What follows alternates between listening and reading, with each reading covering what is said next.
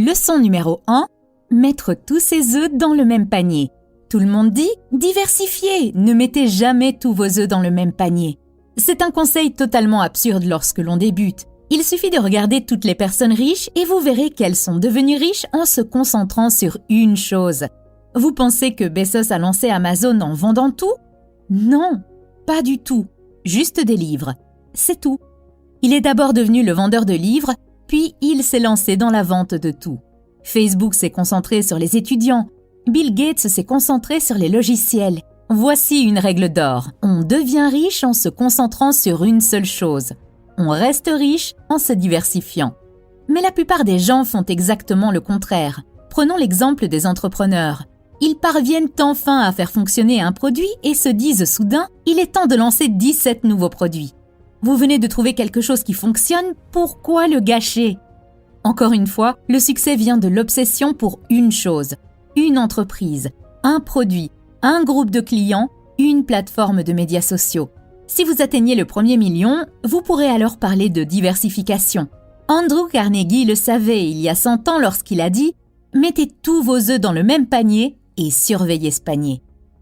Leçon numéro 2. La liberté financière est plus facile que vous ne le pensez. Voici le secret qui échappe à la plupart des gens. Il n'est pas nécessaire d'être riche pour être libre financièrement. Monsieur Ecker explique que l'une des étudiantes s'est rendue compte que si elle louait simplement son appartement et déménageait dans un endroit moins cher, ses revenus passifs provenant du loyer suffiraient à couvrir toutes ses dépenses. De plus, elle pourrait même économiser de l'argent. Et c'est exactement ce qu'elle a fait. Elle a loué son appartement, déménagé dans un endroit moins cher et s'est libérée financièrement. Ce n'est qu'ensuite qu'elle a commencé à développer son entreprise et à s'enrichir. Pensez-y comme si vous grimpiez 2 échelles différentes. La liberté financière est une échelle de 10 marches, tandis que la richesse est une ascension de 1000 marches. Commencez par l'échelle la plus facile. Concentrez-vous sur la création de revenus passifs suffisants pour couvrir vos besoins de base. Une fois que vous ne serez plus lié à un salaire, vous aurez le temps et la liberté de vous concentrer sur la richesse. Leçon numéro 3. Une voie simple vers la richesse. Le père riche a dit un jour qu'il était très simple de devenir riche. Vous n'avez qu'une chose à faire, acheter plus d'actifs. C'est tout. Si vous achetez plus d'actifs, vous serez riche. Comme l'explique Kiyosaki, un actif est quelque chose qui met de l'argent dans votre poche. Et un passif est quelque chose qui vous fait perdre de l'argent. Cela semble simple, n'est-ce pas? Pourtant, la plupart des gens font le contraire. Ils remplissent leur vie de dettes en pensant qu'il s'agit d'actifs. Après avoir lu le livre, j'ai commencé à faire attention à chacun de mes achats. L'un des actifs que j'ai acheté était une propriété locative qui me rapportait 40 € par mois en flux de trésorerie positif. Au même moment, j'ai réalisé une chose surprenante. L'une de mes vidéos YouTube me rapportait également 40 € par mois. Cela a été un moment de réveil pour moi. Je me suis rendu compte que mes vidéos YouTube étaient un atout. Je les ai créées une fois, mais elles me rapportent de l'argent chaque mois, tout comme l'immobilier. C'est là que le bas blesse. L'immeuble locatif m'a coûté 12 000 € pour la compte. La vidéo, elle n'a coûté que quelques centaines d'euros et a été amusante à réaliser.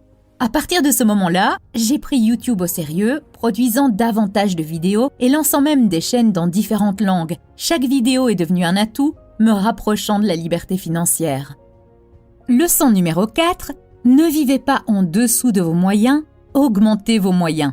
Si vous allez voir un planificateur financier, il examinera vos dépenses et vous conseillera de les réduire. Vous arrêtez donc de boire des cafés au lait.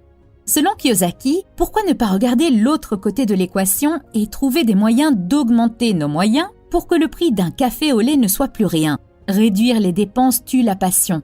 Ne tuez pas votre passion, mais trouvez plutôt des moyens de la nourrir. Posez-vous toujours la question « Comment puis-je me le permettre ?» Leçon numéro 5. La magie de voir grand.